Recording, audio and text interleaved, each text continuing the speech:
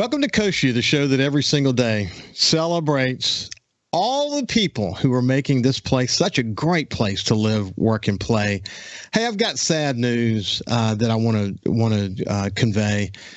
Jackie Avery Jr., who was a member of the board of commissioners for the Coastal Mississippi Tourism effort, died unexpectedly recently. And I just wanted to say a few things about Jackie. He was the secretary for the board, and board president Greg Cronin, who has done a great job of sort of keeping me up to speed with what's going on, said of Jackie that he was just a terrific board member. He was independent. You really want to see independence in a board member, so the ability to sort of listen first and then make decisions based on what's best for tourism. And Jackie had a great track record of doing that. I should also point out that I also got a call from Paige Roberts. She represents Jackson County, one of the 3 Jackson County members on the Board of Commissioners. And she said essentially the same thing. And it's just sadly, everyone's shocked and saddened by his sudden passing. And I just wanted to say, God bless Jackie and his family. I've got a quote I want to share. This is a quote from Muhammad Ali, and it's one that I think really defines what great leadership is at the end of the day. But Muhammad Ali said this: He who is not courageous enough to take risks will accomplish nothing in life. He who is not courageous enough to take risks will accomplish nothing in life. I can certainly relate to that. You know, there are a few assignments during my career that I took that, I knew how, at least internally, how courageous I had to be to accept that assignment because they were not easy. And I'm going to be sharing with you here just in a second someone else that I think is often very courageous and has been courageous throughout her career. Let me read a quote from our guest that was posted right at the beginning of the year. And here's what she said. As I enter into my 37th New Year's Eve in a casino, and before it gets really busy, let me say, if I could offer one word of encouragement to you this year, it would be appreciate. Appreciate the beauty that surrounds you, appreciate the people who love you, and appreciate the life you have been blessed with. That's my friend LuAnn Pappas, the CEO of the Scarlet Pearl, who said that. And, I'm just looking forward to catching up with LuAnn. How you doing, my friend? Doing good. How about you? I'm doing good. That was a heartfelt, encouragement that you gave to people as a sort of the beginning of the new year to appreciate what is around you. It is, and it's so true. And so often we forget how important that is. And I think that night it struck me, and it struck me pretty hard. How many times you really don't stop and reflect on the people that have helped you, your family, ways in which you help others. It's really, really important to appreciate. Well, I remember your story well. You started your story by answering an ad in Atlantic City, and it led to an over 35-year career. And you spent 30 years with Harris. When I was the president of NOLA Media Group in New Orleans, we crossed paths from time to time.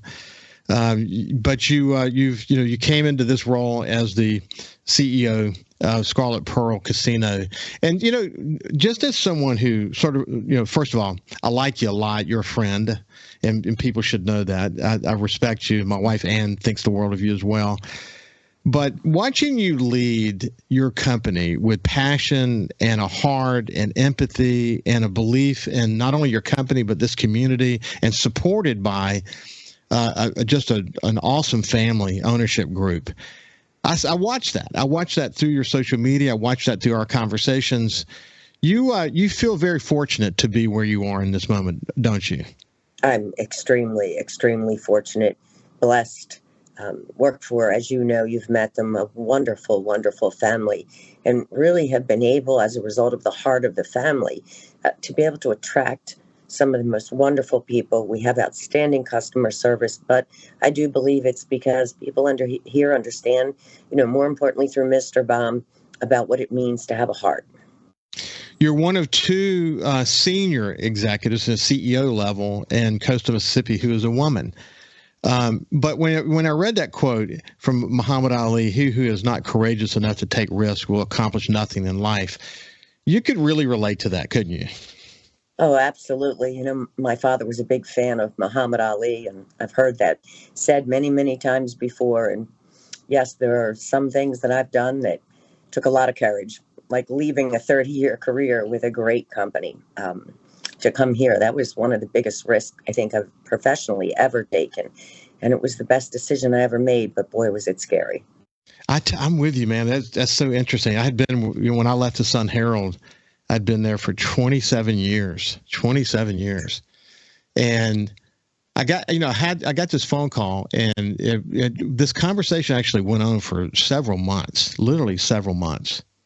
And then I wasn't, at first I said, there's absolutely no way I'm going to leave the Sun Herald. I mean, I just couldn't even imagine it. And then time went by, and I studied the people that I would go to work for and the opportunity that was in front of me. And eventually I came to the realization that I could do this. And one thing led to another. But I'm telling you, the conversation lasted nearly 5 months. And I think I told you I was 14 months in this discussion. I remember that. It's hard, man. It's a hard decision to make when you literally defined your life working for a company. And for me, at the Sun Herald, it was Katrina and this connection with the community that came out of Katrina and the connection with the newspaper and the role the newspaper played was really, really a tough decision. But I also look at it the same way, that it's the smartest, most important decision I ever made, because it gave me an opportunity to grow and to learn new things, and that ultimately enabled me to retire young. So I'm very pleased with that part of it as well. But did you just say retire? You didn't retire. Stop. Well, I did. Well, 2016, I did retire, and I was retired for 4 years, and then started CoastView, and I still see this as a labor of love during retirement. That's the way I look at it. This great opportunity to connect, to continue relationships with people like you. So that's been very positive. One of the things, LuAnn, and we've talked about this before, but there is one thing that is certain in the gaming industry, and especially at Scarlet Pearl, and that is that it's in a state of constant change. That you never believe that, I don't know if this is your leadership, your ownership, maybe all of you together, that you never arrive. You're constantly trying to figure out what's next. What are we gonna build this time, and what are we going to expand this time, and how can we continue to focus on creating sort of these new experiences for customers when they come in? Where does that come from at the Scarlet Pearl? Well, again, I think it's that I'm being brutally honest, as I usually am. I can get bored pretty easy, and Mr. Bob, our owner, is the same way. So I think a lot of it has to do with we're constantly looking for something new, something different. What hasn't been done? What can we do? Whether that's for the community, the property, or the associates that work here. But we have these creative, brains that don't shut off. So I think a lot of it has to do with it's just in our DNA. Well, you sort of recently unveiled a new restaurant. The design is incredible. Of course, you told me about it. You told me all about it, but you can't describe it. You have to see it with your own eyes. How are people responding to it? And tell people about it if they haven't seen it. Well, it's been an overwhelming response. It took us, unfortunately, a long time. The pandemic has caused, supplies to be delayed, costs to rise.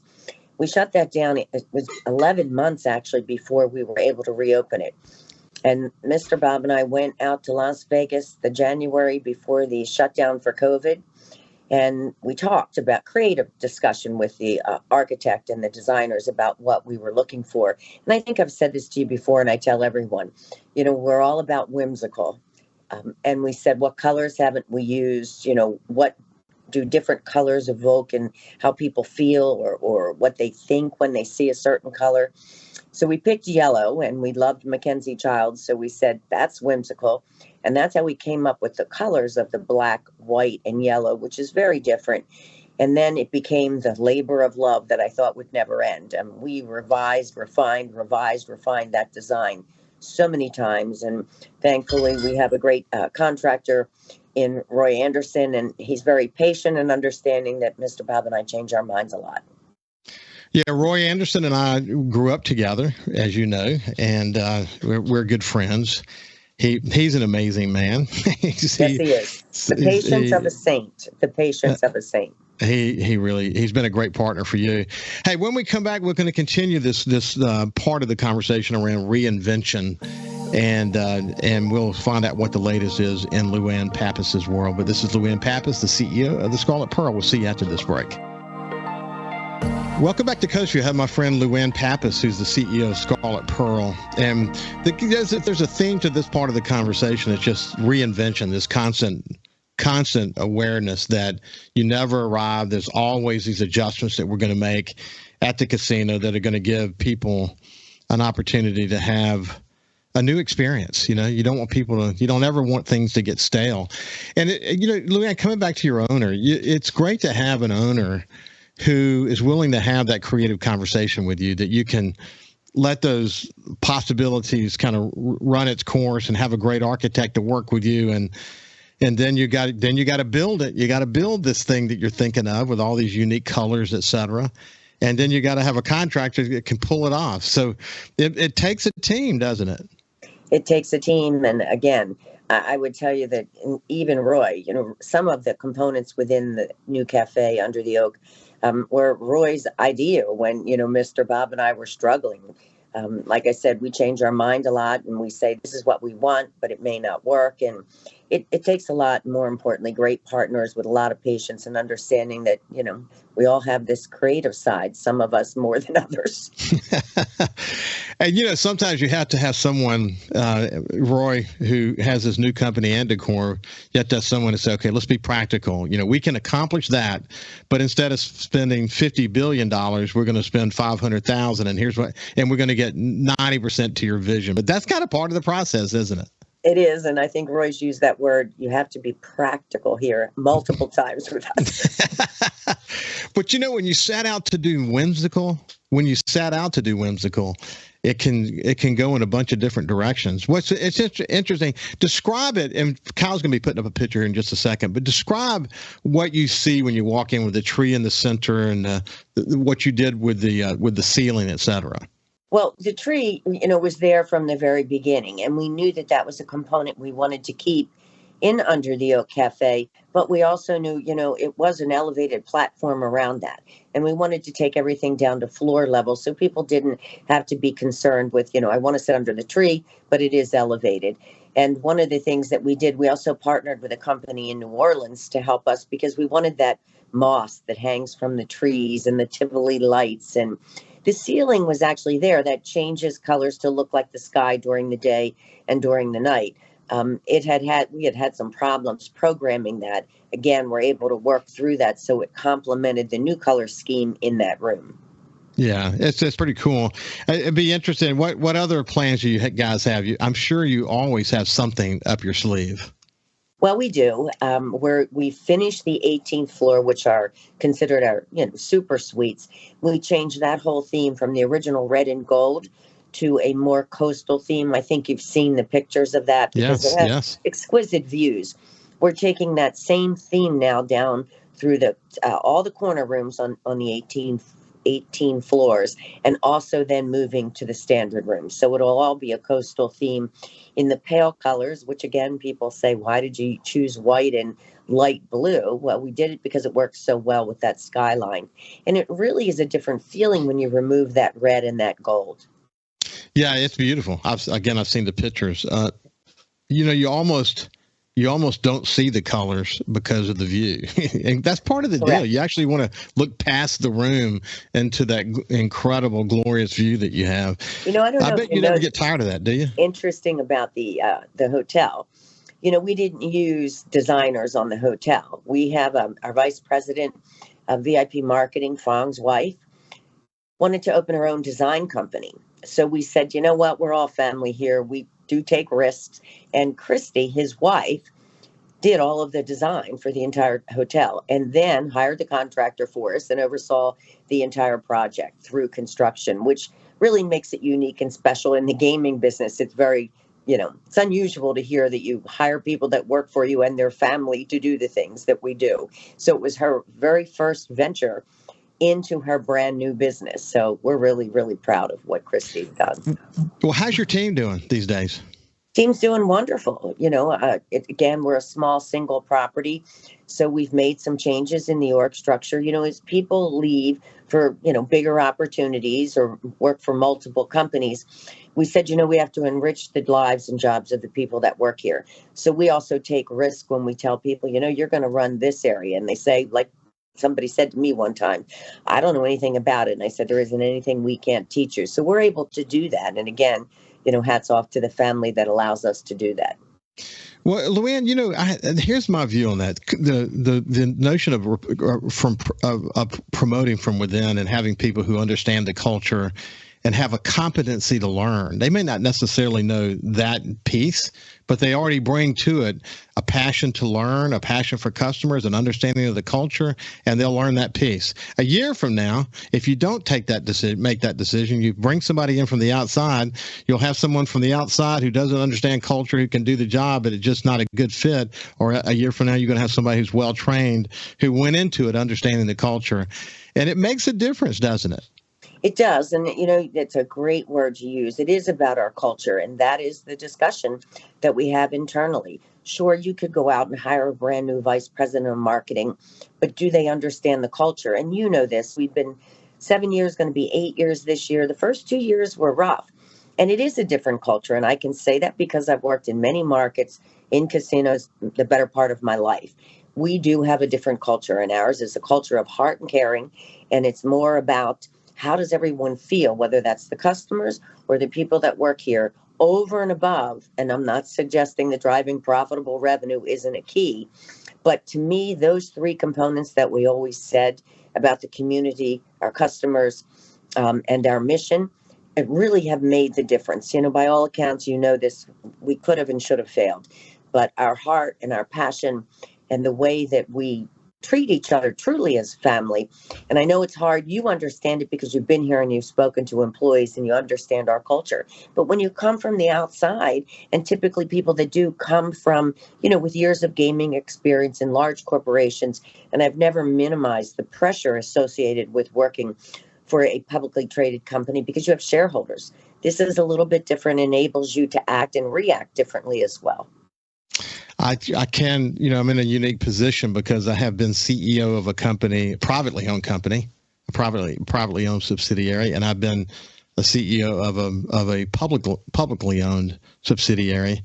And listen, they have their strengths and their weaknesses, but I have to be honest with you. If I had my druthers, I would pick privately owned every time, assuming there's a good fit with the owner, because there are some owner scenarios that aren't so good, and that the owner is heavily leveraged. That changes, who your stakeholders are. The story, but you do have the freedom. In the public company, you had Sarbanes-Oxley always looking over your shoulder, and all those financial requirements. And yeah, you're right. It's what have you done for me lately? Whereas a privately owned company can be a little bit longer term and a little bit more focused on, where are we headed? I'm not so certain we have to be there now, but see, publicly owned companies, we want it now. And then if you get it now, then it's, what else is that sounds familiar, doesn't it? Yes, it does. So how's business, LuAnn? It's, well, let me just say we ended 2022. I think you and I talked in the beginning of 2022 where I thought we would. They coming out of that first quarter, everyone was, gangbusters saying, oh, it's going to be another great year. Forgetting again and balancing that year 2021 actually was a little bit different because of, yes, what I call free money. 2022, we ended well, and we used obviously 2019 to understand, the meaning behind well. 2023 started a little sluggish. To be expected, the economic impact, particularly on any business right now, the cost of goods, particularly food and beverage, it's over 10% increase, and that we don't see that ending anytime soon. So this is probably unique. We actually budgeted 2023 to have increased net revenues, but a decrease on the bottom line. Yeah, actually, I have a newsletter that I get every morning, and I'm going to run over here real quick to it.